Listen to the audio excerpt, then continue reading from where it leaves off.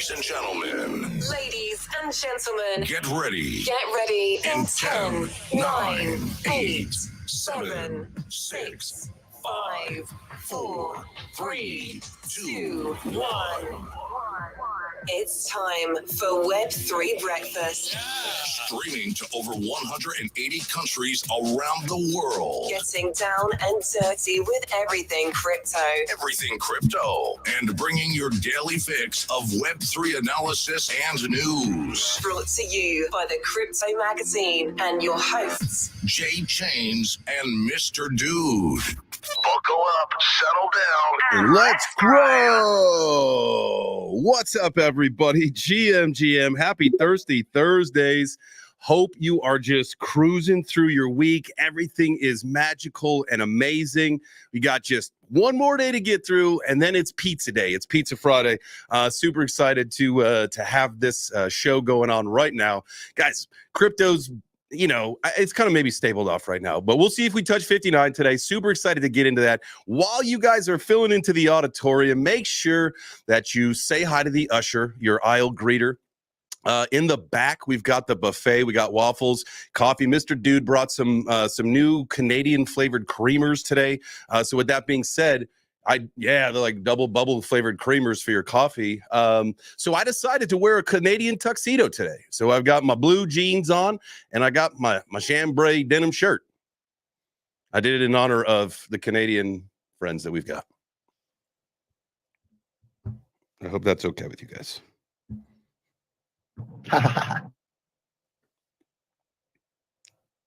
It was fun. It was fun riding the motorcycle with this because it was like the wind was catching into it. Because typically every day I'm riding with like a hoodie or whatever on, and so this was just a little different today. But hey, that's all right. Sometimes you gotta rock that Canadian tux. Do you guys in Canada actually do a lot of double denim? No. What? I mean, maybe like in Alberta or something, or some of those little towns. Why? Yeah, that's all right. If you own a horse, then maybe you wear denim. But other than that, track pants. Track pants. Even on the ice there, bud. We Canadians just do. go skating. Say that one more time. Your accent got very thick there.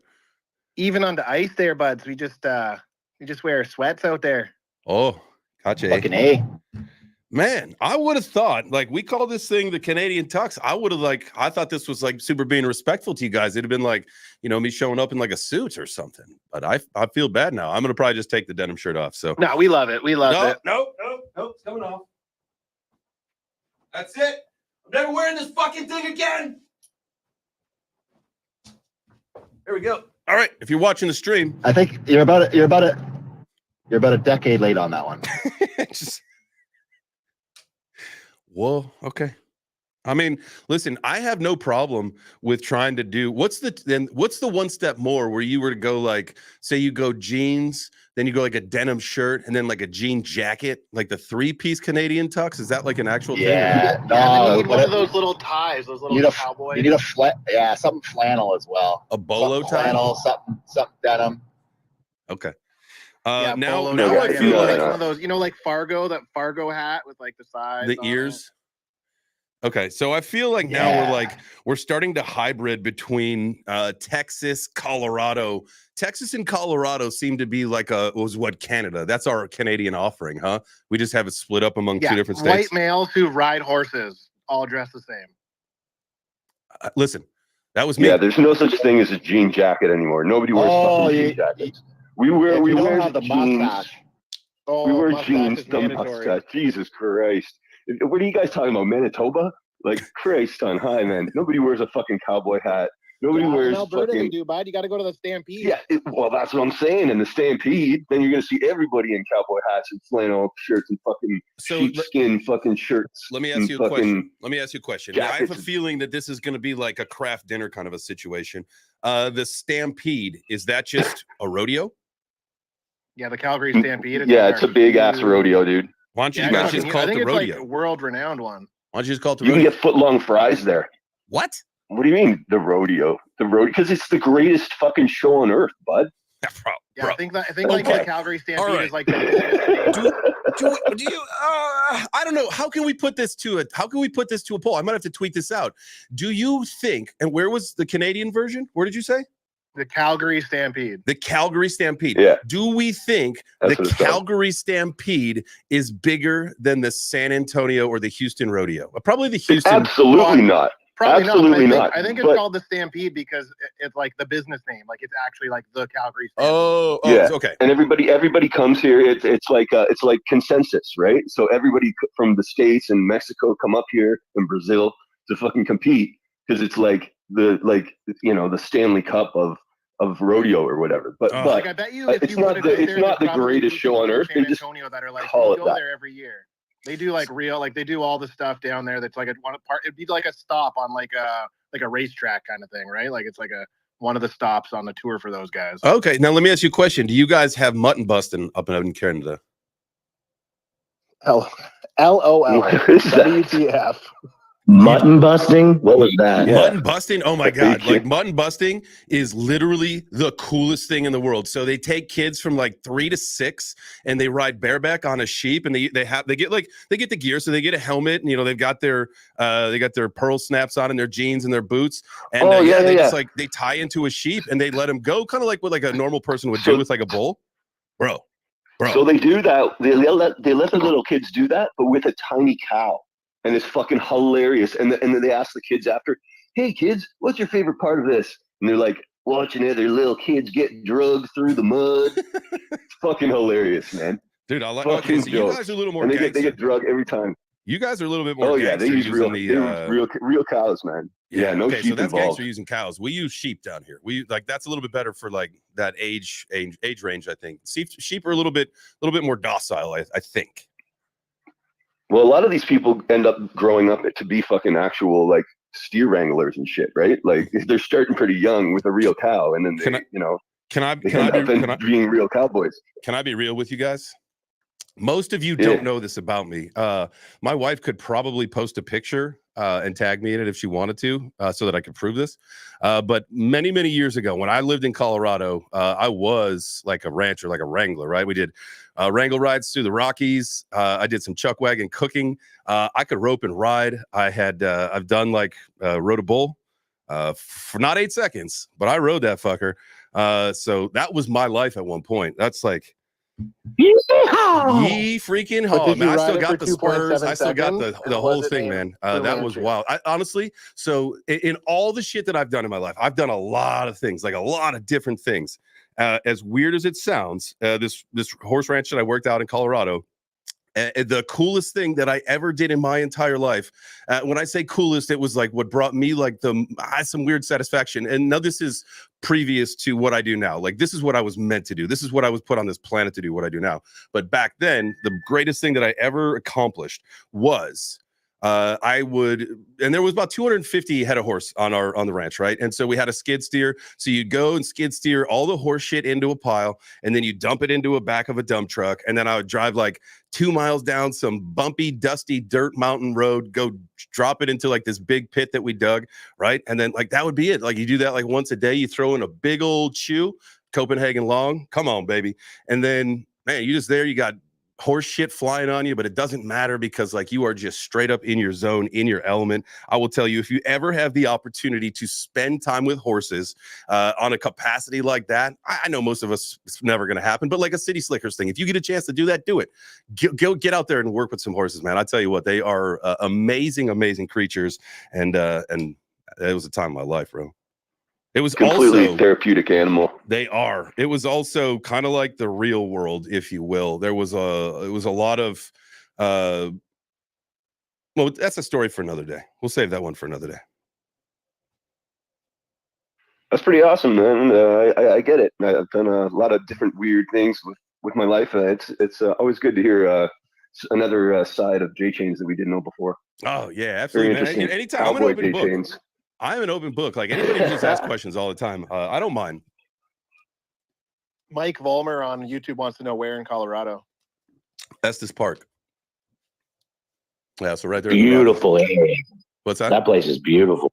That's a beautiful place. Oh my god! Yeah. And you get like the elk. They do their rut like right there in town. It is just one of the most the magnificent places on earth is in Colorado. Unfortunately, it's been a number of years since I've been back. I know that there was like the beetle issue with like 70 to 90% of the trees in the Rockies there in Colorado were going to be absolutely destroyed, devastated because of some beetle infestation. So I don't know the status of what it looks like now, but I'll tell you what, man. For a number of years, I lived in Colorado, and being in Estes Park was probably my favorite place of all of Colorado. That, or like when you go like actually west, like Steamboat Street, like Steamboat is a really cool place. If you guys have never been to like the actual mountains of Colorado, you go there in the summer too. You can like mountain bike first. If you don't like skiing or snowboarding, you can do that shit in the summertime. That's fun. Rocky Mountain oysters, man. Yeah, I fell for that up there. Let's see. I just got the text message from Whit.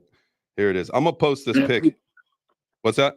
I was gonna say, if people don't know what Rocky Mountain oysters are, they have a little nutty taste to them. So there you go. Yeah, they're nuts. All right. Yeah. So you know Jay, what? I'm you saw afraid that, I'm gonna, like that- somehow kick myself out of Twitter and shut the show down if I do that. I'll do it later. You guys will see that. You'll see a picture of me. I am full canter on a horse. In this picture, full canter on a horse, spinning a lasso. I used to be able to do that shit in another world. Nathan, my guy, what's up? Hey, I just got an idea. I don't know who it was that was just saying, just when someone just said, oh, it was really good to find a bit more about you that we didn't know when you were talking about the horses. Mm-hmm. Every issue in the Crypto Mag, we have a feature called People in Crypto, which is just the crypto everyman, just investors, people in crypto. They might have a Telegram channel, they might offer advice. How about we interview J Chains as part of our People in Crypto, and we get the community to ask questions on what they'd like to know about you? I'm into it. I'm gonna ask you some 100,000% down with that. I think that'd be great. Yeah, he just come to just while you was talking, and I thought, oh, we could feature J Chains in the People in Crypto section. Let's do that. Hey, did you guys know that Crypto Magazine has 3 million people on their email list that will hear about J-Chains? Just a little fun fact for you guys. have fun with those questions. Like, have you ever had relations J-Chains, with a how old were horse? you when you had your first pube? Down and dirty. I can already see how these questions are gonna go. Let's just say, for full transparency, we may not print every question. Yeah. Let's keep it mag friendly. I'm like, we could maybe have one degen question, but what, as far as like, if you guys ever did want to do like an AMA and literally ask any question in the world of me, you could. Like, I wouldn't have any hesitation with that whatsoever. Yeah, that could be fun.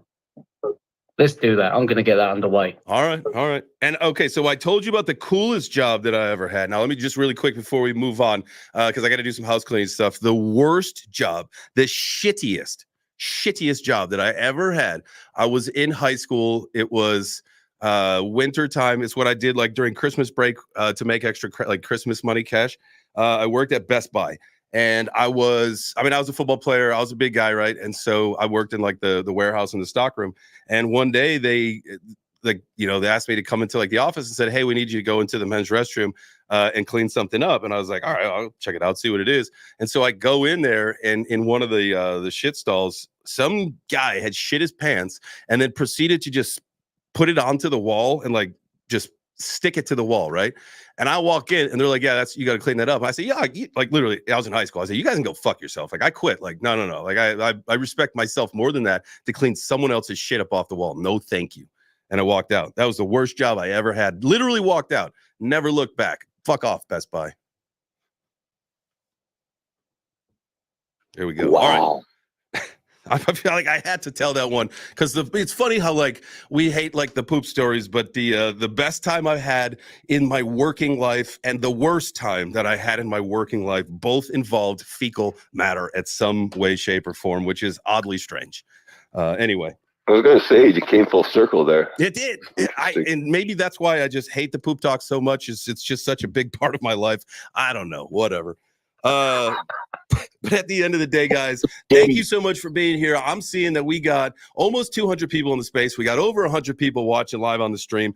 That means a couple good things. One, we do give away Gotti every single day. We got the post pinned up into the breakfast table. It's also pinned on the profile for Web3 Breakfast. It lets you know what you need to do to qualify to win that. So what we do is we give $100 away for every 100 people in the space.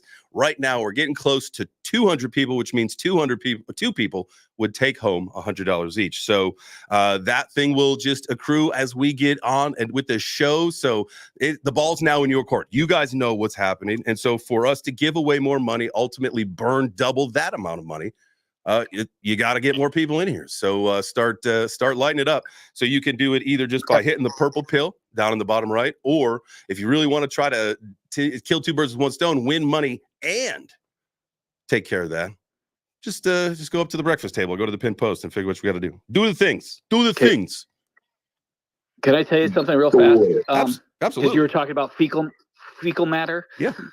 I consider as soon as Bitcoin goes below 60,000, we have a fecal matter cleanup that we need to do. So I think we may have a cleanup on aisle number 1 there here shortly here. Okay, well, that's unfortunate because I feel like this is going to happen. I think the magic number is 54. If we go below 54, that's a problem because then we completely break the structure that we're in, and then we probably have 3 months of another bear market, only because it would probably take that long to redefine a new structure. And so we don't want to break 54. We can do it because that still keeps us within the support level of the ascending kind of where we're at. But if we break that, guys, we are screwed because that's that flag, right? If you paid attention on the afternoon show, if you look at the monthly on Bitcoin, it's really easy to see. You can look at the monthly or the weekly, and it's really the weekly maybe even easier to see, where over the last several months, you've got these sharp ups and then downs, right? And there's really some measurement to the moves. Like there seems to be like around 20-ish days is how this move is measured. And so almost to the T where we saw, Bitcoin just recently go to 64 and then get rejected back down to where we are. Again, the bottom of that support level is in like the high 54s. If we break through that and continue to go down, that's when we got a problem. We do not want to see that happen. But if we go to like 55, that's okay. That'd be healthy. That'd be good. If this is your first time, I know you're scared. I know it hurts. Just grab a pillow and bite it. You'll be fine. You'll be okay because guess what? It gets better. Well, I got my poncho on, I got my gloves, I got my respiratory mask on because we're at 59.8 on BTC. So there we go. Let's go clean it up. Yeah, it's got to get the hazmat crew. Keep your mouth closed, everybody. Keep your mouth closed. So all right, so let's talk about that. That's kind of the whole theme of the day. Typically it's either Bitcoin or RWAs. I think, we did RWAs last Thursday. Bitcoin kind of just talking about the market in general, right? Because it's really important. Again, what I just said is that we maintain certain levels. And we're hovering around that. I don't know where we are at right now. Let me check CoinMarketCap, unless we've dumped or pumped since the show started. Oh no, we're back over 60. Sorry, I spoke too soon. So it just went to 58.8 and then popped back up to 60. Fear. Now here, look. 59.8. Sorry, my bad. There. Fear and greed index is at 36, guys. This thing has been a roller coaster over the last several months. I mean, we just keep going, back up to the 50s, 40s, 30s, 50s, 40s, 30s. We're just, man, would be fun to see a chart of where that thing has actually been. I wonder if anybody tracks the actual fear and greed index on a chart. Maybe you can on CoinMarketCap. Let's see. It feels like it's delayed. I don't know, like when they update the fear and greed, it's like it's not. I don't know. I don't know what their algorithm is they use to calculate that, because it seems like right now would be very high. It would be cool if it was real time. Positivity 60, 5 minutes later, fear 11. Just like an actual like market center. Well, let's see. The coin stats. Theirs is always like way different from where CoinMarketCap is. It's usually a little bit more dramatic. So maybe that because I feel like that might be more right on. Where this one, let's see, this one says 37 fear, yesterday 42 fear, last week 61 greed. I don't know, what did it show on CoinMarketCap? Let me go back to what CoinMarketCap said. 36. I mean, It seems to be like right around the same, which is very strange because the coin stats fear and greed index and the coin market cap fear and greed index are usually completely different from each other. Like I said, coin stats will sway it like way more in the direction. You know, if it's like, so say, you know, coin market cap's 36 fear, like coin stats would typically say like 28 fear. Like they're trying to like show you like, yeah, it's like, be scared right now. Buy this shit. Remember something, guys. No matter what we're talking about, no matter what the dips are, there is only one proven way that you can make money in crypto. Buy the fear, sell the greed. That's it, right? That's a fact. Well, and traditionally, didn't the last cycle, the bull really like October start around October 15th or so? Yeah. I think that's like, what my research was showing. So there was a tweet that I think came out the 2nd. Today's the 3rd, right? So it came out yesterday. And it was just one of those, just like, guys, take it easy. October is not canceled. Here's the deal. If you look historically, it's like last year, it took 5 days to start. The year before that, it took it's like, man, what was it? It was like 20 something days. And then it seemed like the average was going to be like maybe 10 to 13 days, right? Like somewhere in there, like, so somewhere in the first 2 weeks, right. In that second week, somewhere in the second week of October is probably where we're really going to see the shift change and move on into October. I mean, that's fantastic. That's right around the time of the Karate Combat event. We'll all be in Salt Lake City at Permissionless, hanging out, watching my guy Postmaster. I like Hack the Snack, man. He's a good dude, but I'm going to tell you what, my guy Postmaster is going to knock him the fuck out. Let's go, my dog. How are you? Yeah. Fuck yeah, Jay James. That's the plan, brother. Doing great. How's everybody there?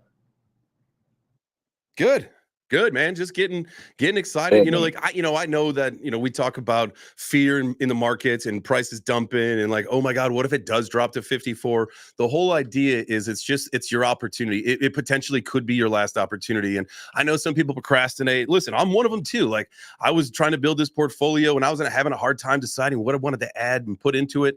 But you know, I started to slowly just make some decisions and do it. And yeah, are things down a couple cents? Yeah, I pulled the trigger on XRP yesterday during a live stream, and then 5 minutes later found out that the SEC has decided to challenge the decision and appeal that. And so I saw XRP that I bought at 58.5 cents drop to what, 55 cents or 53 cents, whatever it is right now. But I don't care, right? You know why I don't care?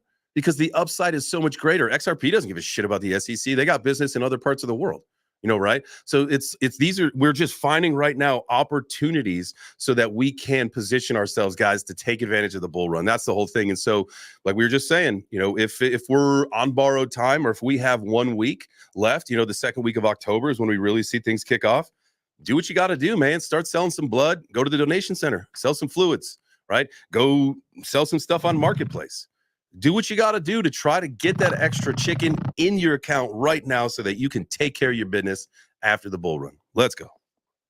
Agreed. And on the XRP topic, so first of all, the dude put in the thing and then resign, just like Hinman did. But also they can't challenge the fact that XRP is a security or not. Like that has been decided. They can't appeal that. It's basically just going to come down to money and like their secondary sales. So XRP, for anybody who might not know, is safe and it's in the clear. It's essentially the only one that's in the clear besides Bitcoin, and I think Gary might have mentioned Ethereum recently, but XRP is good to go.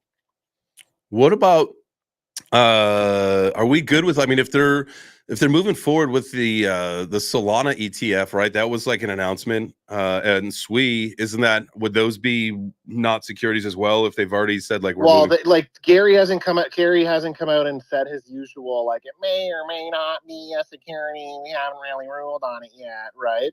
So by the way, until that goes forward, that was a spot on impression. I really like that. Fantastic, Gary. Nice. I'm going to do that more often then. Yeah. We're going to have to do a segment where the moments with Gary. Hasn't XRP just been agreed that they can expand into the Middle East as well? Yeah. So Dubai, like their whole payments regulation system said, yeah, come on, let's play. That's what I'm saying. And XRP, like I think it was Brad, if I'm not mistaken, Brad Garlinghouse is the one that came out and said, listen, honestly, we don't care what the SEC does. We don't care. Like there's so much more business throughout the world that is going to benefit us. Like The SEC is small potatoes. Gary Gensler is taking L after L after L. There's no way that they win this appeal. Again, if it's just more money, it's just more money. It's at the end of the day, XRP is going to explode at some point. It's going to explode at some point, not if. And I'll pin just for people who want to read. I'll find Jeremy Hogan's post from yesterday because he explained it all. But he basically said like he outlined every single point and how the SEC will just lose. He's like everyone seems to be just shocked. I think they're just doing it for the sake of doing it. You know, it just. For the SEC, like, yes, it looks terrible, but they're just, I don't know. It's just for the sake of going through the motions now. Like, even if Trump wins and Gary gets fired day one, and it still has to go through to the courts, or in the same scenario, Harris wins and she doesn't fire him and it still goes through to the court, it's just going to be the same outcome. Well, and it's already priced in, isn't it? Like this, how much lower will XRP go? It's been around the same range for years. Like, it's not going to go much lower, probably. Is what it seems like. So it seems priced in, right? Yeah. I mean, like, okay, even again, like, say it drops to like 40 cents, even if it does. And I bought at 58 cents. It's 18 cents difference, right? Like, you sure as fuck it's going to be more than like 78 cents by the time the bull runs over. So, like, I'm not scared of short-term downturn, right? I'm not scared of it. And neither should you be. Unless you're in a leverage position, you should not be scared of this. This is just opportunity to either, again, buy whatever you wanted to have bought when you couldn't have, you thought you were priced out, right? Again, like, and what sucks about SWE is I was hoping that SWE was going to take a little nosedive with the rest of them, but for whatever fucking reason, SWE's not going down either. So that's the one that I yeah, missed. it's interesting. Well, but also as far as XRP, their metaverses, I mean, the stuff they're working on with the metaverse is a giant use case. I think a lot of people are underestimating. You know, you have Futureverse, which was built on XRPL, you know, with the root network, so it's interoperable with Ethereum. They're working on, you know, now XRP has smart contracts, so I think we're going to see bridges to Bitcoin as well. Then you have X Spectre, which is another metaverse project being built with XRP. I think so that okay, so that one came out a while back. Is that the one that when it came out was like extremely, like their beta was like extremely rudimentary, like extremely, right? What was that, X Spectre? Yeah, is that the one? I think so. I remember like I remember a couple years ago, when I was doing a lot of the metaverse stuff, like I checked into one of these XRP metaverses and it was like there was no graphics. It was almost like you're seeing like I don't even know what that stuff's called, where it's like just the 3D modelings of what the metaverse should be, but there was literally nothing because that's where they were in the development phase at that particular point. It might have been that, and I forget what is the name of the big app that XRP uses, E2. Yeah, I just know the current progress. Like everyone should look at Futureverse. Okay. You know, they're partnered with Readyverse and Open for, you know, just check that out. Like Alex Becker and then we're talking about Readyverse recently because they're still they're still partnered with Readyverse and the movie Ready Player 2. And apparently Steven Spielberg is still going to help produce that second film. So I just think over the next 2 or 3 years, we're just going to see the metaverse built out. And I know XRP, you know, there's some big projects using their tech. So that's exciting. I'm Matthew, GMGM. I see you popped up to the stage. How are you, brother? I'm great, y'all. Happy to hear you talking about one of my favorite tokens, XRP. You know, I know, Jay, you were talking about making a purchase yesterday, and I just coming in to set the room that like we've started to onboard, I think about 150 different clients now, close to 80 to 100 million in assets under management this month. And the vast majority of that is in XRP. So a lot of people really like this token, and a lot of people are not at all fazed by a move like this. If anything, people are just going to scoop up more tokens. The one thing that I wanted to chat about was an interesting analysis I did the other day. So we're going to be building a fund that is Bitcoin and XRP focused alongside a little bit of cash. Mm-hmm. And we've been kind of looking at like, okay, what's the best approach to potentially rebalancing, or like, how do you determine what's the right mix? You know, too much tequila, too much margarita mix. It just doesn't make the right margarita. Whoa. There's no such thing as too much tequila, because no matter how they make it, there's still always the option of a little floater, and it makes it taste so much better. That is true. I take that back. That is not financial advice. there cannot be too much tequila. So I don't know if you're on the live stream, but one thing I would encourage folks to do is take a look at the XRP Bitcoin price. Like if you look at the relationship between the two are actually have a really low correlation. They have about like a 0.3, 0.35 correlation together since all the way back to like 2014. So we've been doing back testing on trying to see what would happen if you just held Bitcoin, what would happen if you just held XRP, what would happen if you rebalanced them every 6 months, and what would happen if you did this analysis on this Bitcoin XRP value. And so like just a quick note, if you just held Bitcoin in 2014, you put like 200K in Bitcoin, you'd have about an 87x return on your money. Not bad. If you did the same with XRP right now, you'd only have about a 24x. But what's crazy is, you would have had about a $24 million high on XRP, and you would be back down to about 4 million. So the XRP value certainly wildly volatile. But when you start looking at these two together in an interesting sort of mix, like if you had a 45% Bitcoin, 45% XRP, 10% cash, and you rebalance this every 6 months, and you didn't trade otherwise, you just held on for 10 years, you'd have about a 500 to 600 times return. But the thing that I want to really point out, which is kind of where we are, kind of to my point of this, if you look at this BTC XRP chart, like the relationship between the two coins, they have a very interesting relationship where Bitcoin and XRP, if you look at certain points on this chart, like there's like a trend where like XRP, the relationship between the two tokens, if they're at their very low, it's typically 0.00001.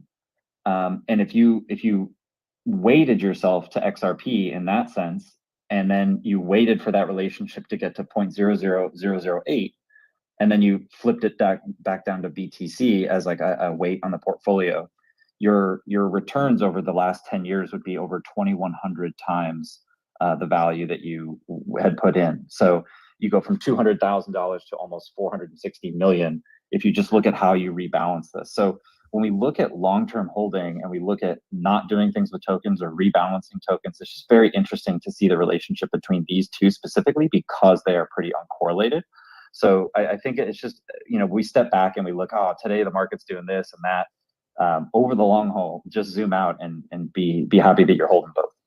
Matthew, that is wild. Can you give like just like a slight example of what you mean by like rebalance? Exactly. Yeah. So let's pretend that we'll take $100 and you want to be a little bit conservative and have 10% in cash. So you're going to have $45 in Bitcoin, $45 in, call it XRP, and then $10 in cash. When when the values of those tokens change over 6 months, you might have, for example, 35% Bitcoin, 55% XRP, and still 10% cash. So what you do after 6 months is you take that value and you say, okay, now I might have $150. Maybe the price went up. And now you have to say, okay, if I have $150 and I want to keep that same relationship or ratio between those tokens, I have to rebalance it, which means that I have to sell part of one to add it to the bucket of the other.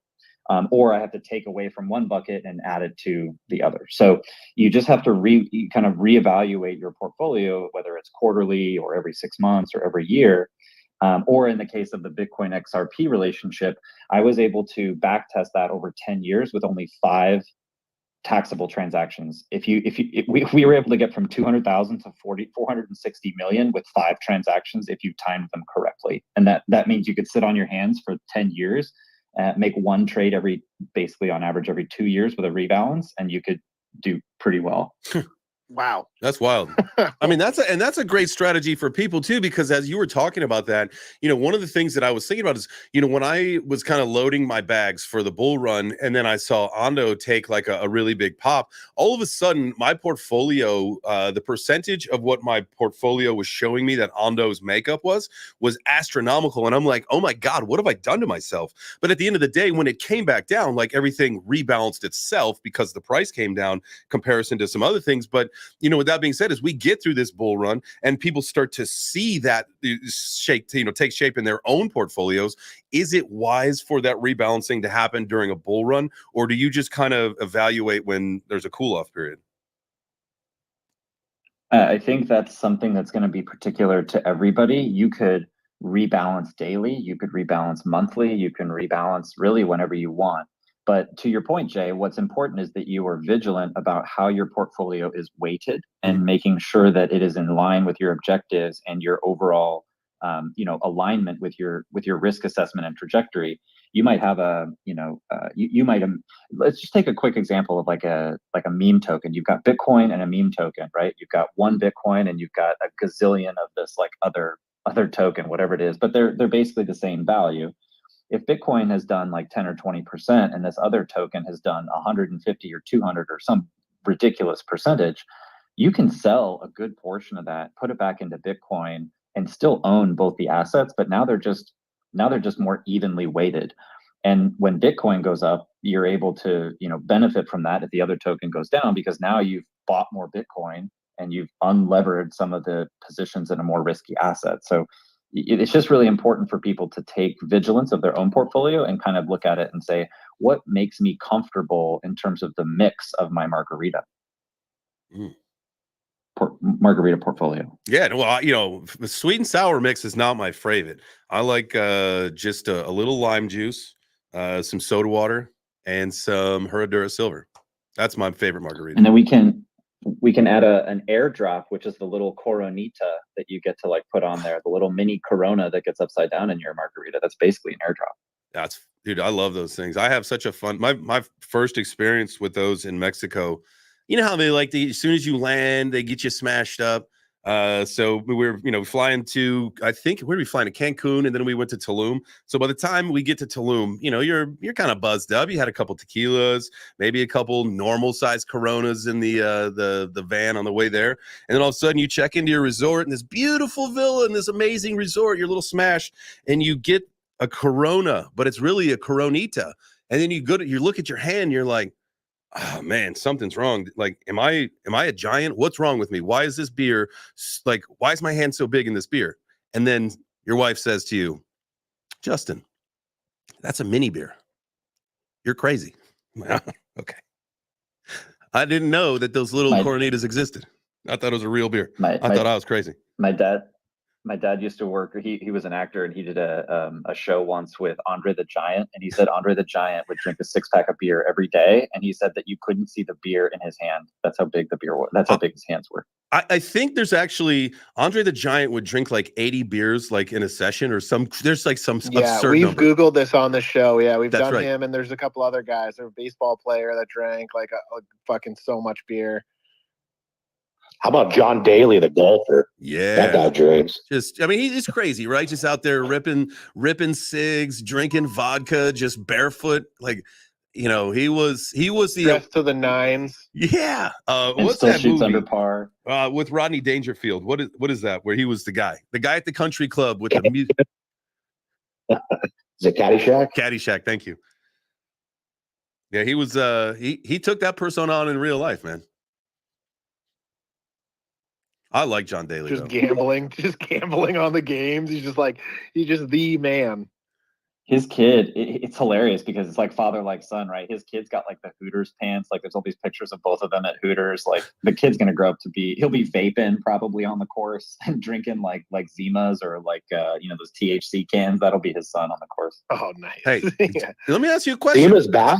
Matthew, I know you're a golfer. I grew up on the course myself. Big time golfer. It's been a long time. At this stage of my life, it's really hard to find 4 hours to dedicate to go play golf. But at some point after the bull run, I hope to get back into it. But golf was a huge thing growing up. Zima was a big thing while we were kids. They're honestly, I say kids, that's not the right term. But when we're of drinking age, I should have said. But Zima's on the golf course, there's really that's like now you got to do White Claws and stuff because you can drink a jillion of them and you never like feel anything. But Zima's on the golf course, man. That was back in the day. That was the jam. Did you ever drink Zima's while you played golf? I have never had Zimas when I play golf, but I am surprised and a little disgusted by how much IPAs show up on a golf course. Like the fact that people are drinking like 3 or 4 of these things and at like noon and it's 90 degrees outside, like it just gives me so much anxiety. Heartburn and anxiety. But it is what it is. Fam, I appreciate you guys. You guys play with the It's dick out funny how rule? like we get into these conversations, how fast they go. I didn't do a 9:30 room reset. I don't believe. I believe we just cruised right by it. So I just want to do a quick one of these real quick. I do want to shout out every single one of you that is here.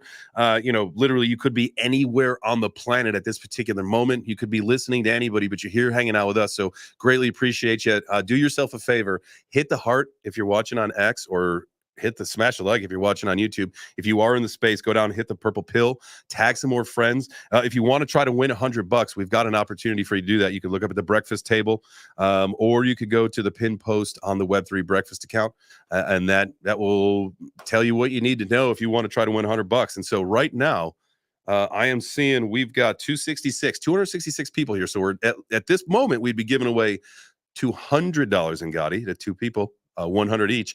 But if we get this thing over 300, then that goes 3 people each taking home $100. So the ball's in your court. Remember that. And don't forget, we got to do a YouTube one today for our YouTube family. Not prepared for that. We're going to do it next week. I'm sorry, guys. We got to do it next week. Okay. Yeah, we got to use like a different Also, program for it. Did you play golf with the dick out rule? So you stand at, like, the men's it was your tees pants and down. It was if you tee off at the men's tees, obviously. If you don't hit the ball past the ladies' tees, you'd have to. Well, you can wear your underwear. They're called forward tees, Jay. It's not 1950 anymore. They call them forward tees. That's stupid. Someone kick him out of here. No, I'm just kidding. Don't do that. Women's tees. But yeah, we would play like I unfortunately had to do that, where you just got to play the whole round with your dick hanging out. No, it was just you're just supposed to walk. You're just supposed to walk up. All you had to do was take your pants off, and you were there in your boxers, your underwear, whatever, and you had to walk to the red tee box, aka the ladies' tee, and you would have to tee off in your underwear, and then go from. And then you could put your pants back on. It would just be for that hit. You didn't have to keep it Oh up. no, we did it where you had to play the rest of the round with your dick, like not the round, sorry, the rest of that hole with your dick out. That's brutal. That seems extremely dangerous. You Canadians golfing with your dick not in that it. big. It wasn't that dangerous. You Canadians are crazy, man. Wow. I'm in shock, to be honest. Anything happen. Dude, you got a fucking dart in your neck. I like you, man, but you're crazy. That's what is that? You're My Boy Blue. What is that? Old school? Yeah. Old Blue. You're My Boy Blue. Dust in the wind. Dust in the wind. Oh man, we're going streaking. I love when just the movie quote, just rapid fire movie quotes just start coming out. It's kind of sad that we don't like quote movies anymore because they're so bad. Like, what happened to like good movies? And, like, everything. The music sucks. The movies are bad. Everything. Like, who even knows who the movie stars are these days? Like, our parents were right. It stinks. Like, the older we get, our parents were right. Kids these days. I did an analysis on this yesterday. On like 2 weeks ago, I did this analysis. My wife and I were looking at the top 50 Billboard. There's only 2 bands. Everybody else is just like a single person. Like, where did bands go? There's no more bands. No more bands. Nobody wanted to share the money. Great point.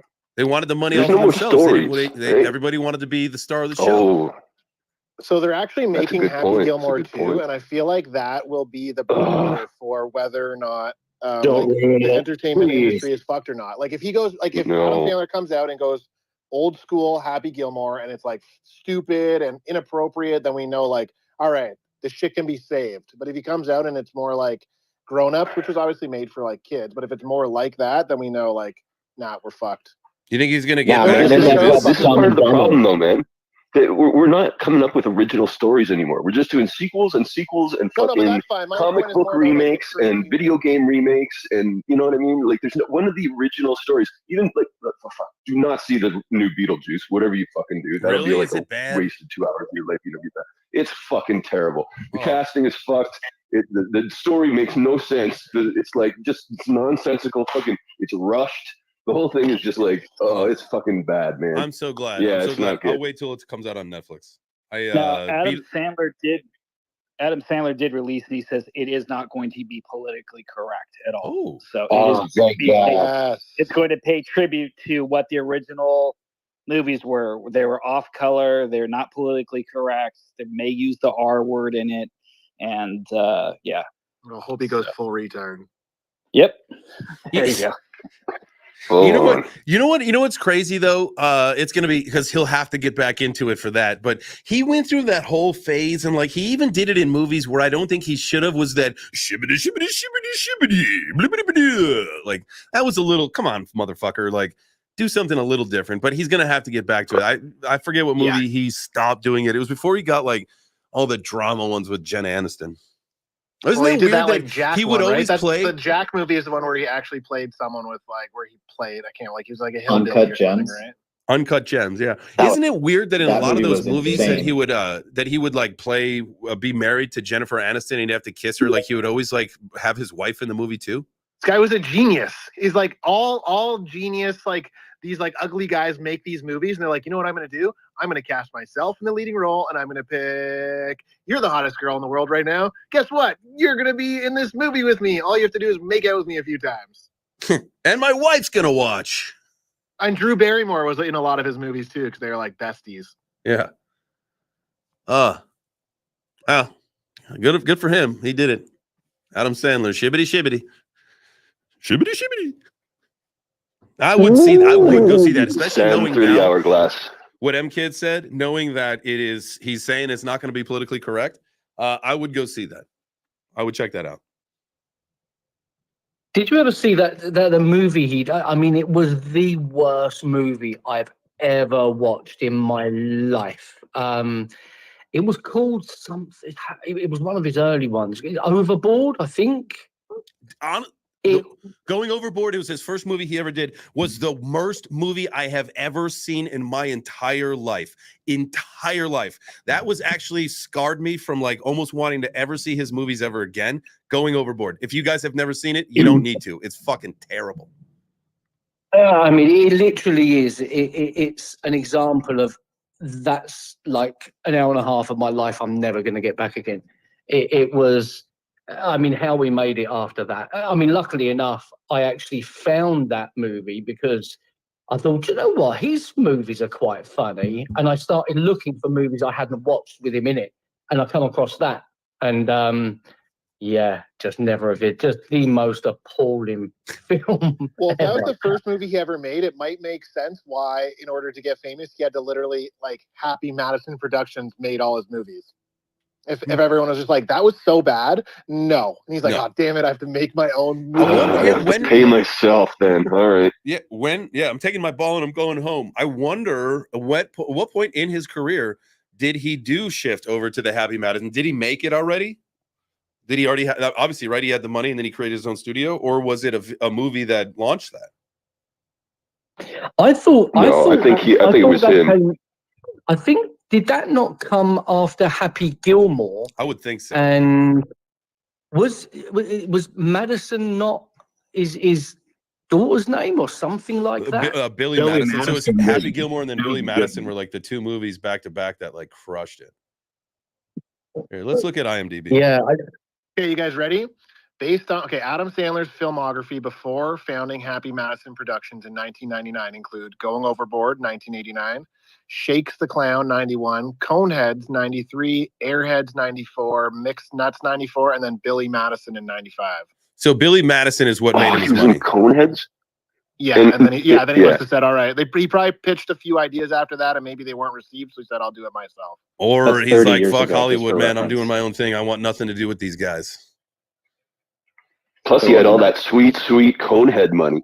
And he had the Waterboy and the Wedding Singer. Okay, so he had those three. Oh, the Wedding Singer was a good Waterboy. Yeah, that was a big one. Wedding Singer was that was a good movie. That was funny. Yeah, it was great. Man. He does just play the same character though, doesn't it? It's just the same type of. And his friends, like the same cast, like you know who's going to be in the movie. It's like Adam comes to your house. He's like, I'm going to make a movie. You're like, sick. I'm going to make a few $1 million. Yeah. Yeah, you got Chris Rock. You're going to have Rob Schneider.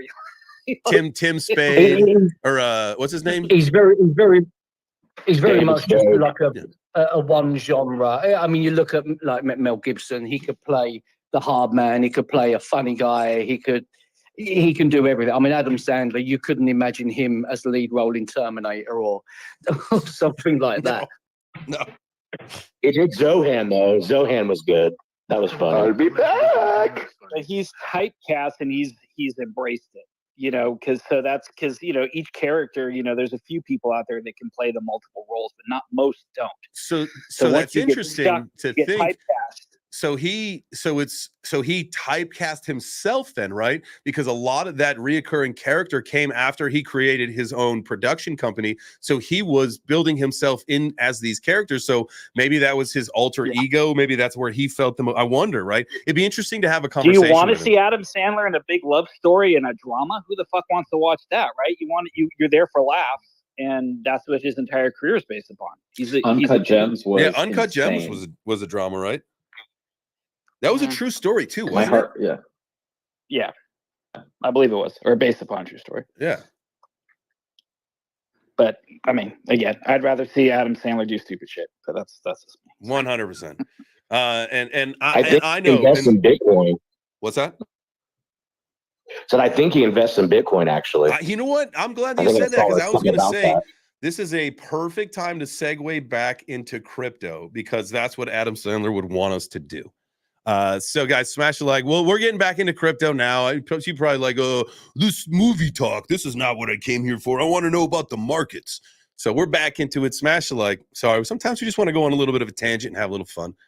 It's Thursday. I'm not going to be here for the whole show tomorrow, so this is kind of like my little pre-pizza day party. Get it out. The streets is feeling Adam Sandler. You know what I'm saying? The streets? Yeah, man. The streets is feeling him.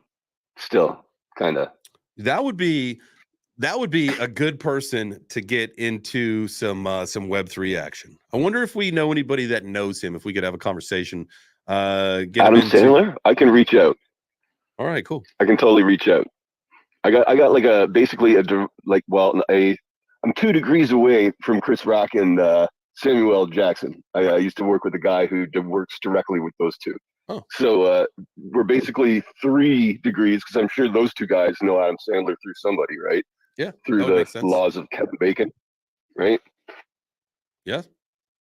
Yeah. So we just use those degrees of Kevin Bacon, get ourselves some of that sweet Adam Sandler action. There you go. Speaking of the that whole, I knew we got to get into crypto, but I got to tell one more story. The 7 degrees of Kevin Bacon. I don't know what degree makes me. I'm just like secondhand degree, possibly, or whatever.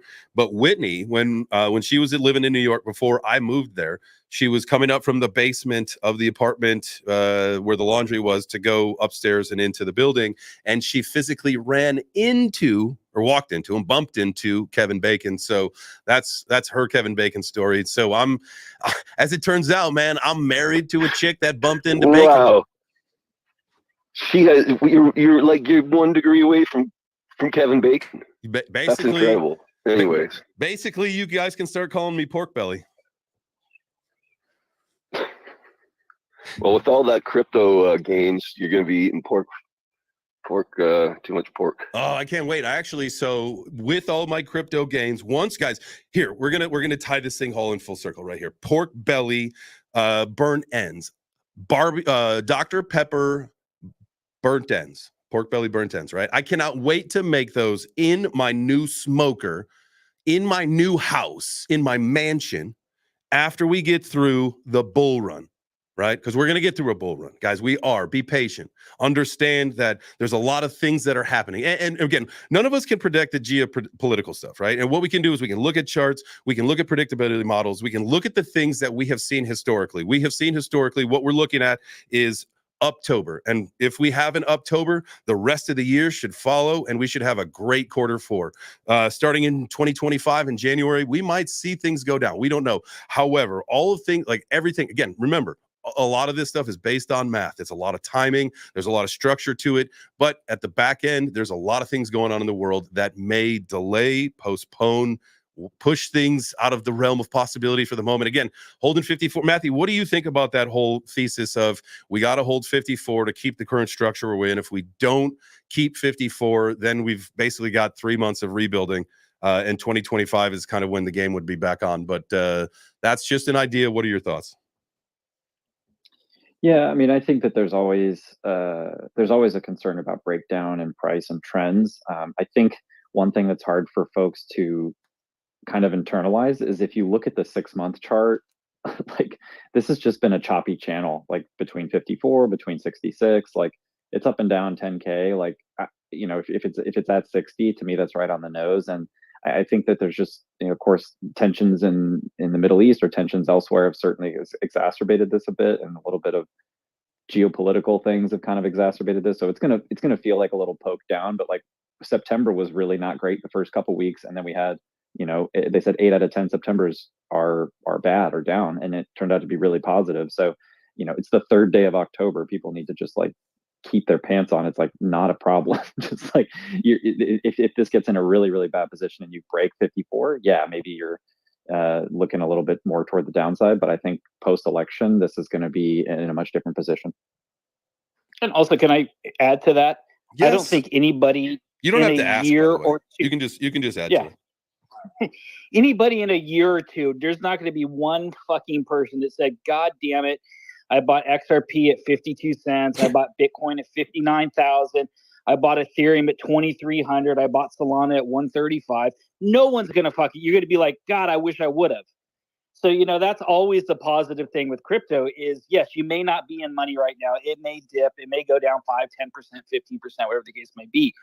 But in 12 months, 18 months, 24 months, I don't think anybody's going to be sitting here regretting or even remembering what the fuck happened today. Yeah. Now, again, that's why, like, again, I talk about, like, you know, I bought XRP yesterday, right before, and it was right before the SEC thing. And again, who cares? But it doesn't fucking matter.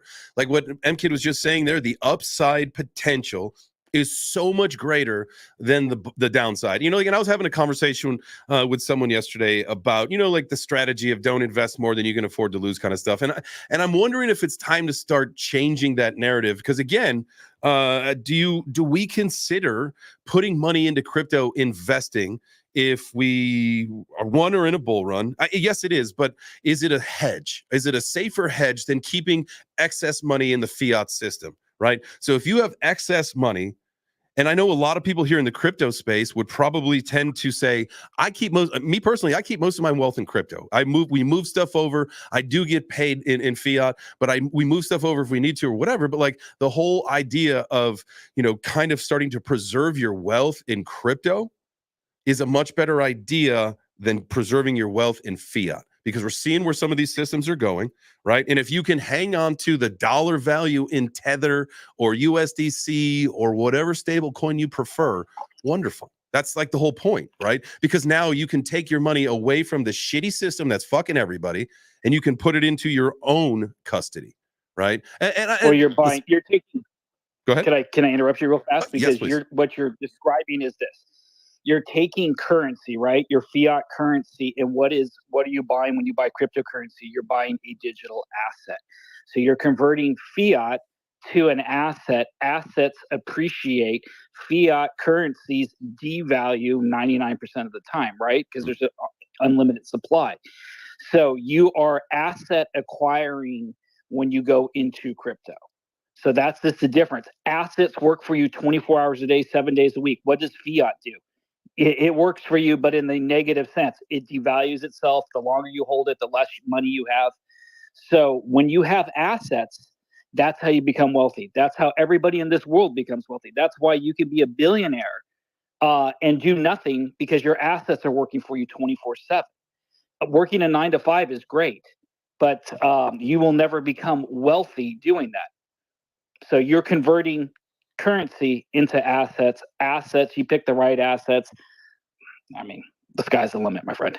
I mean, so like, but even to the effect of, if you wanted to opt out and say you've got 100K in the bank or whatever it may be, like, what is it? Is it in everyone's best interest to say, all right, I'm gonna take 50,000, 75, whatever it is, and I'm going to just put that into a stable coin, so that instead of watching my 100K worth of money just depreciate over time, because it's savings, it's not going anywhere, or do I put it into a stable coin where I can, you know, maybe buy some crypto with it, or just keep it in a stable coin where I know I've got access to it if I need it?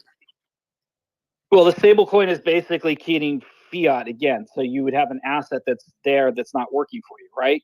So technically, you want to invest in something that has the potential to go up. Yeah, so but your you can tether's get like going to be $1. but you can get like 7-8% on a USDC stablecoin, whereas like I get 3% in my Ally. So yeah, so that, you know, that's it's still there getting you go. put to You work stake for it. you. If you want to stake it or use on it, yeah, I mean, you're getting a higher percent interest on yield. So yeah, so there you go. You'll defeat inflation at least that way, right? I think like it's interesting that people think that there's like this 0 to 1 or like this kind of A and B scenario, which is like, do I invest or not invest? And my answer is always the secret answer C: go get more money. Like, go get more income, go get more money, go figure out what you can do to add value, and then go bring in more money so you can go invest. Don't worry about like the pocket of change you have. Go figure out how to go get more money, and that'll be an easier way for you to invest. What do you think? And I think this is also, and I want to get to some of these hands, but you know, while you're here, Matthew, and I have some time, I do want to ask you one more question, because we get to this part of the cycle, and a lot of people start to have like this bright idea of, I'll just take out a loan. I'm gonna take out a loan and buy some crypto, because you know, listen, as great of an idea as that sounds, and crypto is gonna go up, and everybody's got to have their own risk profiles. Can I tell you something real fast on that? Some people have changed their life with it. Brilliant idea if you time it right. Yeah. Bankruptcy if you time it wrong, my friend. Exactly. See, that's the thing. You're a zero or a hero at this point. And some people have won it. And I've heard a lot of horror stories of people who haven't. But Matthew, what do you think? So there's a way to do this responsibly. I don't think it has to be either or. And now this is the last thing I'll say, but I very, very much do this responsibly. But you have, like, the only way to do this is if you consider the total amount of a portfolio that you have, call it $10,000, and you do this with like $1,000 or $2,000 or 5 or 10 or 20%. The challenge is when you get loan offers that are 150% LTV, like when you don't have to put much down and you can get a whole lot, that's when it's really dangerous. So just be really cautious about it. Leverage is a thing that most, if not all, hedge funds use to exacerbate returns, but they also exacerbate the downside. So it's just something you got to be really, really careful of. And they are professionals. Always appreciate you guys. And they're professionals. Always appreciate you guys. Thanks, Jay, for hosting this space. You cultivating a great community as always. And I got to head to a meeting, but it's good to see you, brother. Always good to hear from you, Matthew. Thank you so much. Guys, give Matthew a follow before he gets out of the room. Make sure you click on his profile and you follow him. He is one smart mother checker. All right, let's get to, I know we got a couple hands here. I don't know whose was up first, between Justin or Postmaster. Let's go, Justin. Postmaster, Justin. What's that? What? No worries. What? Go for it. All right, I'll jump in. Postmaster was first, but I'll jump in because I'm being a nice guy and so polite with the hand up on a Thursday. We're talking about Adam Sandler, and we've got some good stuff happening on the BTC side. It's supposed to be Thursday, Mr. Dude. What's going on, Jay? What's going on? It's chilling, man. We're supposed to be degenerate on the Thursday. What's that? I said we're supposed to be on the Degen Thursdays, right? Well, yeah. Well, crypto's on the move. It's been a little bit since we looked. We were flirting with 59. I think we did 59,800. Where are we at right now? 64.76. What I'm seeing. So maybe we saw the bottom. Maybe we're gonna make our recovery. We'll see. So last week I wasn't able to come through. I know we said that Thursdays would be maybe a little more partial towards some of the Bitcoin developments and things. Yeah, so, yeah. If you got, hey man, if you know some Bitcoin stuff, drop it on us, bro. For sure. Well, this is more on the fractal Bitcoin side, so maybe not for everybody. Last time I jumped in, I was talking about minting this Cat 20 token, the first Cat 20 token that was ever created. Essentially, I dropped the information here. I hope some of you did take that. So if you look at my profile, you'll see that we're creating different tools for inscriptions in the Cosmos ecosystem. Of course, totally influenced and inspired by what happened with ordinals, and also on a chain that is worthy, I can say, of inscriptions, because you look at like Bitcoin, there's no NFTs, no smart contracts without Opcat, for example. And then you look at other networks, other blockchains, whether it be Cardano or XRP, you name it, there are smart contracts, so you can have different types of tokens. So the Cosmos Hub specifically doesn't support smart contracts, so there aren't any other tokens, hence the reason why we're moving with inscriptions on that side. But I definitely would urge everybody to consider looking at what's happening on Fractal Bitcoin, and that is created by the Unisat team. So if you're familiar with ordinals and BRC20s, you should most likely be familiar with Unisat. And I'm saying there's some cool things going on, a little bit of, let's say, alpha in a way, or just to get you guys up on this up to speed with the various metas. But like for BRC20s on Fractal, you definitely want to check out the food meta. So you're looking at things like cookies, you're looking at things like noodles, you're looking at things like, I don't even know what else is minting right now. Coffee, I think coffee's minting. Any so pizza? If you guys are into pizza, is already gone, my man. Sorry. What about candy? Hey, you should come through. Let's get some candy. It wouldn't work. It's got to be six characters for those tickers. So yeah, that's a good idea, right? So check out the food meta. Of course, I'm not going to tell you guys where to find it. You can find it yourselves. I'll help you, just because I'm not trying to shill any specific brands or products or whatever have you, right? But then also, you guys want to check out some of the Cat 20 tokens, okay? And there's one I'm going to say. No promises. I'm just going to say it. Don't say I said it. But there's one Cat 20 called Dips, just DIPS. That's all I'm going to say. And look for the food meta. Look for some noodles. Go mint some coffee before it mints out. And don't miss the boat. That's all I'm going to say. Don't miss the boat. FB is down from, I think, about 30 some odd dollars down to about $8 or $9 today. So I think it's wise to stack a little bit of FB. There's I think a good amount of upside. And yeah, Adam Sandler, let's go. Yeah, we're about the blitz. I love that, man. I appreciate it. Great. Now, Gringo, he's right up here. See, Gringo knows a lot about the ecosystem. What's up, dude? Morning. We're definitely looking into picking up some FB right now because it's down, like you said. I love Fractal Bitcoin. I know it's hated by the real devs, like the old school devs in Bitcoin. So do your own research, and it definitely is risky. It's not even considered an L2 or a side chain by many people, but it's fun. I've always said from the beginning, it feels like Wall Street, which is that really bad if you're trying to make profit. And so, if you talk to like developers, like the creator of Stamps protocol, Mike in Space, he is not a fan of Fractal Bitcoin. So, I just try to give the objective view of it all, but I love it personally. I am looking at picking up more assets in Fractal Bitcoin. Nice. You know it. I'm glad to hear that. Well, let's maybe that'll be a good conversation for next week. Let's talk about the Fractal Bitcoin again. Let's do it. I tried to bring it last week, but I wasn't available. I think you guys were in Singapore. No, we actually last week it was Wednesday or whenever the Singapore fight was. We did stream that. That was on I think a Wednesday, if I'm not mistaken. But maybe we Wednesday, we did RWAs actually last Thursday anyway, so it works out. So let's do Fractal Bitcoin next week. I think that's a fantastic idea. Let's come hot and heavy with that one. Cool. Let's do it. Let's do it. Hell yeah. All right. We'll get that thing spun up. We'll get the link out so people can we can get some guests, get that thing all joined up. Postmaster, my guy, and then we'll swing it on over to Nathan at Crypto Mag. Yeah, thanks, man. I just wanted to swing it back a little bit. Maybe ask the panelists here a couple questions. Has any of you guys actually read the Bitcoin white paper? I have. J-Chains? Back in the day. Yeah. Yeah, back in the day. And maybe give it another read, because I want to remind everybody that Bitcoin was created the year after quantitative easing was created. And it was a hedge against quantitative easing. Quantitative easing is another form of taxation or theft from government. And that is why Bitcoin was created. So when we see quantitative easing scheduled, that's when Bitcoin go up. Guaranteed. You just wait a couple months, Bitcoin go up. Quantitative easing is the main catalyst, as well as the Bitcoin halving. So if anybody wants to prove me wrong on this, every single all-time high has come 9 months after the Bitcoin halving.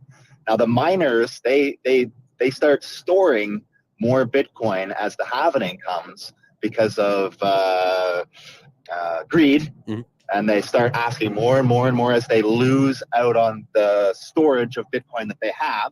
And then when Bitcoin goes to all-time highs, right, they just sell off their cachet that they've saved up, and it's 9 months almost to the day. So the last halving was 7 months ago. 7 months ago. So we got 2 more months for the all-time high of Bitcoin to be reached. It puts us ththrough this whole April year. 20th, we're looking at December 20th. All right. That should be the all-time high. And it should be 80,000, right? It's supposed to be 80,000 would be adjusting for inflation, correct? Sorry. Average price is 212%. 212% after the old all-time high. So our old all-time high from 2021 was like 60,000. So we'll go 200% off that is my guess anyway. So I'm going to say like 160K, something like that. Well, I just mean as far as adjusting for inflation, I heard the real price would be the last all-time high was 60,000 roughly. Adjusting for inflation, I think this time around it would be 80 before we even hit the previous all-time high, is what some people are saying. Plus, and I like what you said plus take into consideration the halving, the Bitcoin rewards schedule. So you're going to at least double the price because it's half, and then you have your inflation rate as well. Plus, you also got to get that speculation and, how many people are coming into it. So, there's that marketing aspect of it that gives it a little boost. Sometimes it goes up 400%. Sometimes it's more than that. But I think it's going to come down to probably around the 200% mark from the last all-time high. That's my biggest guess. So December, good Christmas is what I'm looking at on my charts anyway. And it should start, the end of October. We should start seeing the euphoric run up, that excitement feeling is in everybody's hearts right now, and, I know. And we're all getting ready for it. So I know, dude. Yeah. I'm so freaking excited. So yeah, I mean, like literally that if that's what you're looking at, so like what I've been talking about for the last couple of days is how I see all that going. Same very similar structure, right? Where again, if we have an October Q4 is going to be awesome, we're going to have a great time. But we always know at the end of the year there has to be some sell-offs, and people have to do that for tax purposes or whatever it may be. And so we will see a little bit of a retracement. I think that plays very well with going into the beginning of 2025 and how we may have a little bit of a cool-off period. But then once we get into maybe after the inauguration and we start to see some policy change in those, again, first 100 days, then we're really going to start to see the upward momentum action moving when you start to hear the government talk about it a little bit more. It's accepted. And because, again, at what point we're going to have to, what's the threshold? I think we talked about this yesterday a little bit. What's the threshold on Bitcoin before we trigger FOMO from the retail crowd? Is it 100,000? Is it, we go up, in the next couple months and it plays into that end of the year where maybe we get to December and we tap out in like the 90s, come back down, float down for a little bit. And then in January, whenever that happens, we run back up. As soon as we touch that 100K, as soon as we break it, now we may touch it, get rejected, come back down to the high 90s or whatever, and then try and retest it. Once we retest 100 and break through, that's when retail FOMO's in. That's what I am calling is going to happen, I feel, because that is such a psychological level, in my opinion. What do you guys think about that? Completely agree. Awesome. Nathan, well, now that we got that business out of the way, Nathan, I know you had your hand up. What's up, brother? Yeah, this conversation always moves so fast in here. I've actually forgotten the relevance of what I was going to say. So I thought, well, I'll just take my hand down so I don't look like a complete and utter twat. But no, what I was going to say is I think you guys were talking about kind of fiat and things like that. And what I was thinking about this very recently. Obviously, every so often there's a complete finance change in the world, and generally you've got those top 1% wealthiest people, and I think blockchain at the moment, this is going to be the next financial change. And I think the stats are something like 1% of the global population control twice as much as the bottom 9%. Fiat has seen its day now. It's kind of, as someone said earlier on, it's now a depreciating asset. But I was thinking, a little while ago, I was thinking, do you know what? This is, again, another financial shift. It's another redistribution of wealth, because at the point, let's say everyone in the world is utilizing cryptocurrency. Everyone in the world is paying their bills, just using that as a normal everyday way of transactions. At that point, in 100 years or whenever that may be, I think it's about every 100 years there's a financial kind of shift. I think, don't quote me on that. Yeah, you're right. It's roughly 100 years. Yeah. 92 years. 92 years is the average reserve currency shelf life. Yeah, kind of give or take. But I thought, well, actually, we're at the very, very beginning of that. So we're now preparing ourselves, and there's always that shuffle of that 1%. A lot of the 1% then move down to the poorest, and there's a new 1% in existence. And I thought, well, the point that actually happens, let's say in 100 years' time, obviously we'll be dead, buried, and long gone. But in that 100, then blockchain and crypto will then become the depreciation, because how can it go up anymore? At the point that everyone's using it day to day, that then becomes like fiat. Does that make sense? There will be another shift and another change in 100 years. And I say, I completely forget the relevance of why that came up, but it was I was just thinking that's where we are at the minute. We are setting ourselves to enter that 1% between us. And I think that's where we're going to have to pay attention to code is law and make sure that we're looking at tokenomics and how secure these networks are going to be. Are they quantitative computing resistant? Are your wallets unhackable? Because that's the catalyst right now. Is this technology going to hold up against the next layer of technology? And we're really banking that Bitcoin is going to be kind of quantitative resistant, but we could end up, backing some kind of crypto with something like gold, silver, platinum, palladium again, or what I see happening is like carbon credit initiatives. Unfortunately, is what's probably going to be the catalyst for mass adoption here. Is that we'll lose the petrodollar, the quantitative easing dollar will fail. We'll have some type of carbon capture or good incentive token that helps the world in some kind of way, collect energy from the ether. And like I said before, or I don't know if I said it today on Space, but it was maybe yesterday on Space, I was talking about dynamo miners that take energy from the earth, from the oceans, from the volcanoes, from where the energy is, and that's what's going to be the catalyst to mine Bitcoin. And it'll be super cheap for us, and hopefully we'll be happy with that for a little while.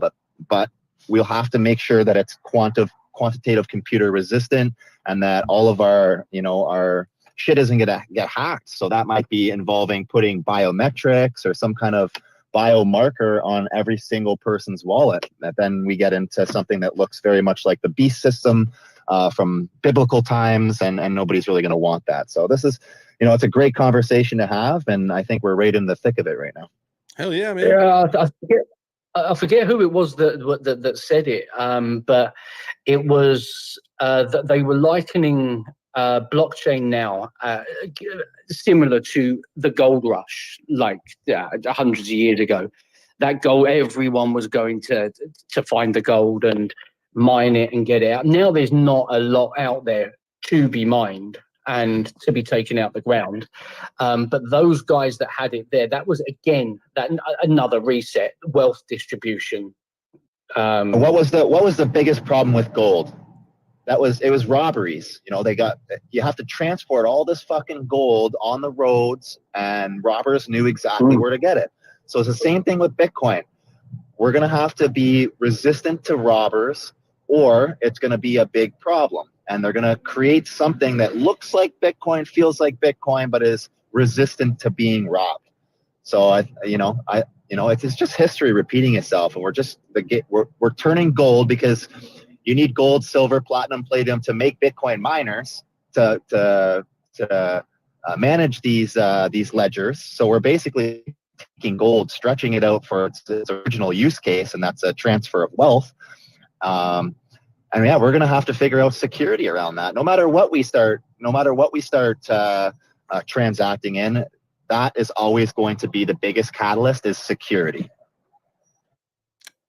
I think another interesting thing that we have to talk about too is quantum computing and how these computers can basically encryption doesn't exist with a quantum computer. I mean, it does, but it can be solved in hours or minutes versus lifetimes. So it's going to be interesting to see how that goes. That's coming down the pipeline faster than we think, right?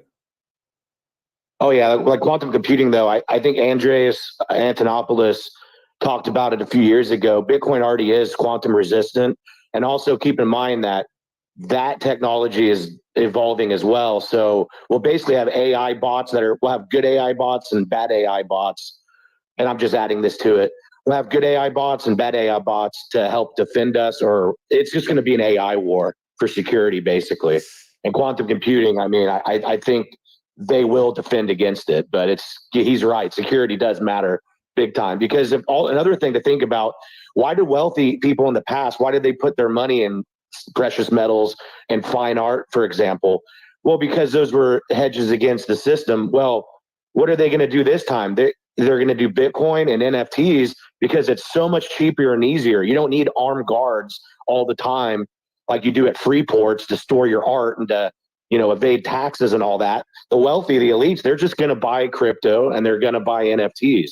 And rather than paying a bunch of armed guards to secure them, you don't need to a blockchain. Yeah. Well, and they're also too, you got to think about how many businesses are going to prop up. Is it Brink's going to, like Brink Security, where you hold all your valuables and safes? You're probably going to have companies that hold NFTs and insure them, and there's insurance on Brinks different does. things. Yeah, Brinks already does with Courtyard. Those NFT physical trading cards. That's the project Gary Vee started. Brinks secures your physical cards. They insure them and they protect them. So yeah, I think you're right. Yeah, so you're going to have you'll probably have an entire industry because again, people that are very wealthy, they're not tech savvy, so they would feel very comfortable paying a service fee with insurance to have it stored at some place. That's just my in MKid's Gotti vault. It's funny. You talk about like security and all that stuff, and like robbery and all that stuff. It's funny you haven't thought about in a while. And this used to be a narrative, was like not to wear crypto themed shirts out and about, right? Because like don't wear a Bitcoin shirt, because people who like, they would know that, oh, this guy's a Bitcoin person. Maybe they've got a lot of money, so we're going to kidnap them. Like that was like one of those offset things from like a long time ago. Nobody does it anymore. You ruined your Christmas gift. You ruined your Christmas gift for me, because I was going to get you a Bitcoin shirt that had your private keys on it, so you could walk around with it. God damn it! Hey, so I will DM you. If you could at least just embroider the seed phrase on the back, I'll send you that. If that would be great. Maybe a QR code so people can scan it real quick. Yeah. Yeah, we're joking, guys. That's terrible operational security.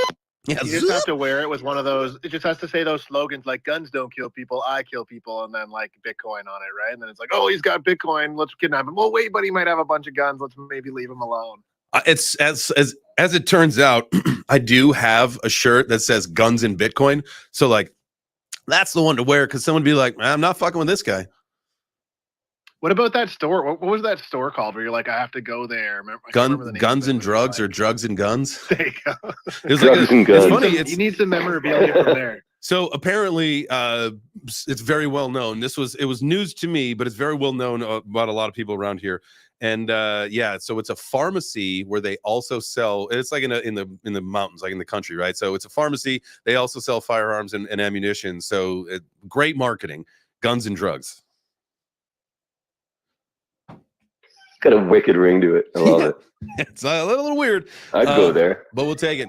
All right, guys, I want to let you know you got just a handful of you're on borrowed time at this point. I actually I just got a text message. I've got to go get man, I completely forgot to get my pants for this wedding on Saturday hemmed.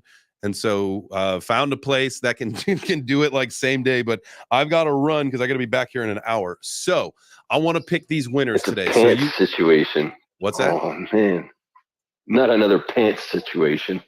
I got a new suit.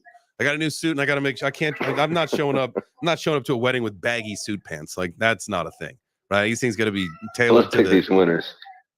Got to look like a winner. No socks, some cognac cap toes with a nice navy suit. White shirt, unbuttoned a little bit, let some chest hairs breathe, no tie, let's go. I am actually deciding, I do love the cognac cap toes. However, I do have a pair of Dogecoin Chuck Taylors or Ethereum Vans slides. Might have to pull a little, like the family's going to be like, what the fuck did you just do? But I might have to wear those and that might start the bull run. So you guys let me know in the comments, wherever you're watching this. If you're watching on YouTube, if you're watching it on X, if you're listening, you just type it on whatever you want. Should I wear Dogecoin shoes? What's that? The Dogecoin Chuck Taylors, 100%. The They're also Chucks? like a great entry point for discussions. Like people might not know, like, oh, cool Vans. Oh, it's Ethereum. What the hell is that? Everyone knows Dogecoin. Oh, that's the Elon Musk thing. Oh my God, that's crazy. Shoes. Yeah. They're iconic. Yeah, you can't go wrong, man. Hey, why don't you pick those winners? And while you do that, MKid, why don't you, since it's Gotti, give us a little Gotti rundown, how things are going? No. Yeah, tell us about the security of the project and the. Yeah. You know, there's a lot of security issues when you burn and renounce everything, right?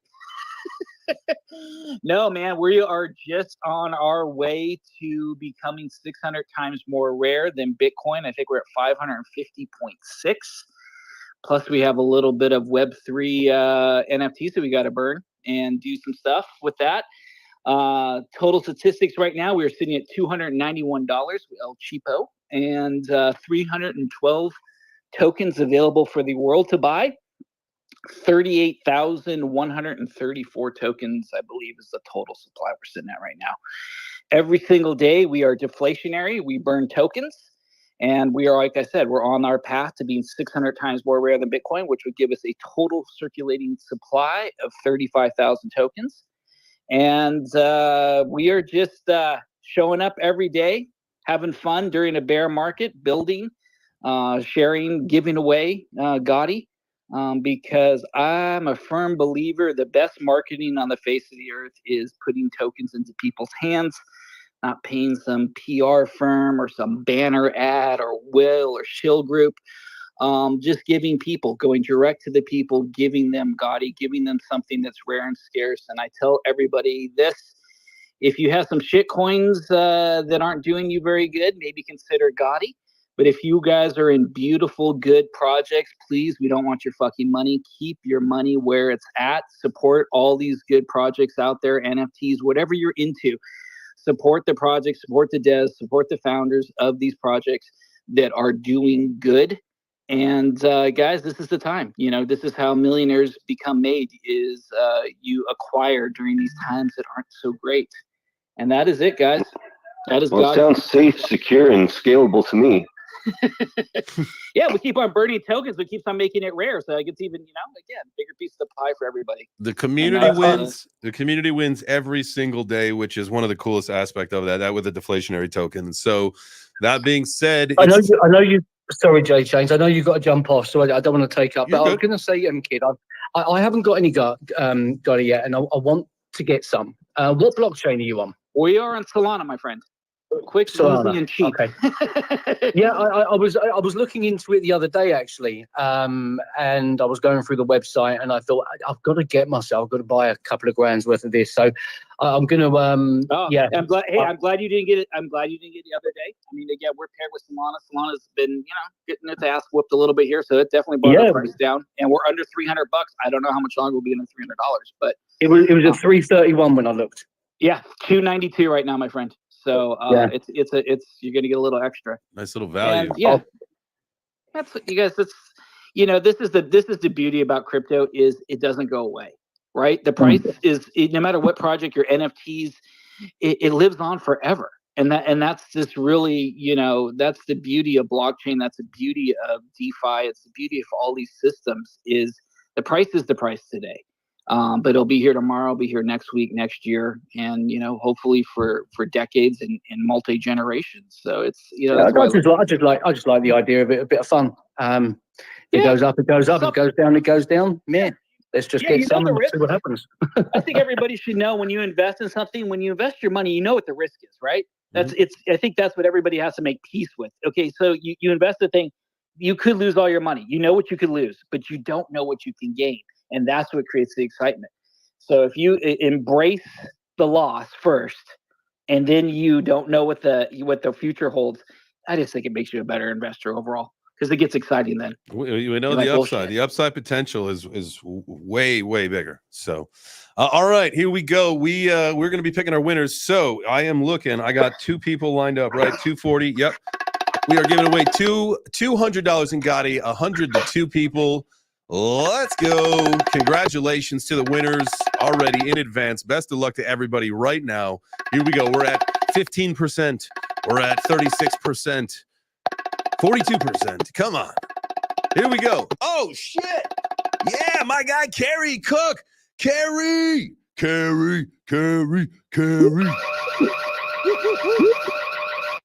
My guy. I love it when our community wins. I know that everybody is in the community, but Carrie, as it turns out, between Carrie and Corey are the #1 and #2 listeners by terms of hours at Web3 Breakfast. So I love that, brother. Congratulations. Our other winner is Poor Me _2024. So Poor Me, you are not so poor. You are $100 less poor right now than you were 30 seconds ago. Congratulations to both of our winners. Carrie, hell yeah, bro. I will get you guys a DM. Tomorrow we will be doing, actually. Well, can I interrupt you, Seth? I want to wish you a safe trip, my friend. I hope the wedding is a beautiful time for you. You guys have a wonderful time up there. It will not be the same without you. But we got a great group of people here that will hold it down, and we'll be thinking about you when we're eating our pizza. Hell yeah. I'll definitely get airport pizza, and I'll be posting pictures in the morning. Don't you guys worry. I will be with you in spirit. I'll be here for like the first little bit of the show, but I think our flight departs at 9:30, if I'm not mistaken. So I'll hang on with an earpiece as long as I can, and then once the FCC or whatever is FTCC or whatever they are, once they cut the cord on my landline until I'm up, I'll see if I can reconnect when we get up there, but usually that doesn't quite work. I have done a FaceTime before when I was on the plane, and I got myself into so much trouble when the flight attendant realized that I was FaceTiming somebody. So don't do that. Don't ever do that. All right. That's it. So we got no show this afternoon. I am going to be packing. I don't think we'll see about the 7 o'clock tonight, the chop shop. If I can get everything squared away, then we are going to be doing that. If not, we'll have to postpone it to next week, unfortunately. But with that being said, guys, I appreciate you so much, every single one of you, for being here. I love you. This community loves you. If you came up and you chatted and you were part of the conversation today, hell yeah. If you sat in the crowd and you listened, or if you watched on the live stream, thank you so much. Smash the like, hit the heart, do the things you got to do. Next time, if you're like, I want to join that conversation, hit the space, raise your hand, come up to the stage and be a part of it. That's Web3 Breakfast. Help your Web3 journey grow 1% every single day. Come up to the stage and chat. Even if you've never done it, you're afraid of it, doesn't matter. We've had plenty of people who has anxiety, they've gotten over it, to come up to the stage and be a part of it. So maybe that's for you tomorrow, maybe that's for you Monday, or at any part in the future. That's what we hope and dream. So have a good rest of your day, guys.